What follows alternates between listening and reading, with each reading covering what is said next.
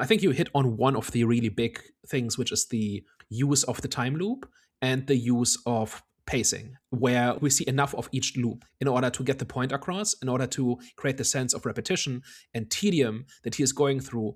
But it never actually gets tedious. We cut always at the right moment, and there's dialogue that informs us about how many loops it's been. And they make sure to point out whenever he gets to a new milestone where he suddenly doesn't know what he needs to do. I think there's this one point where they actually get to the general and actually convince him, and that's never happened before. And then somebody asks, okay, what do we do now? And Cage says, I don't know, we've never gotten this far. The movie kind of gets to have its cake and eat it too in this way, because on the one hand, he's kind of a bumbling underdog who doesn't want to be there, but he also gets to be the badass action hero. And it's like the movie justifies why we go back and forth between those two, right? And he also has kind of this character arc where he's a complete coward in the beginning, and then he's just this battle-hardened warrior by the end. But the movie, number one, shows us the transition, but also justifies it by the fact that he can't die and he just has to keep going until he succeeds. And I think that is especially the middle part. I've got some problems with the beginning, some problems with the end, but in the middle, where they figure all of this out and they make this big progress and actually get to kind of the big milestone where they finally formulate the plan about how to kill the Omega. That part is just borderline flawless, like just in terms of how it's structured and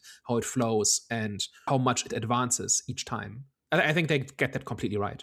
And what's funny is that some of my favorite parts of the whole time loop game that they were playing was just him strategizing how he actually gets to Kate in the first instance, where he's like having to like roll under the cars and like time it right. And if he doesn't time it right, then he dies, and then he's having to like reset.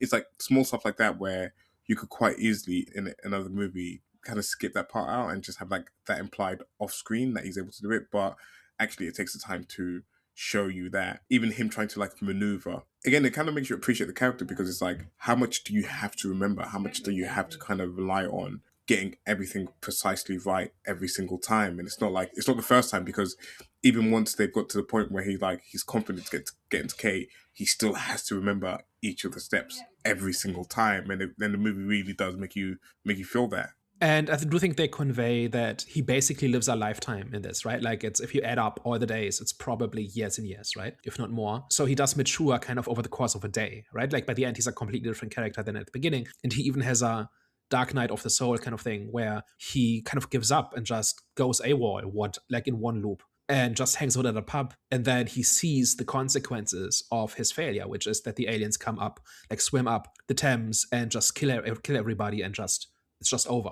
And after that, he goes back to what he's supposed to do.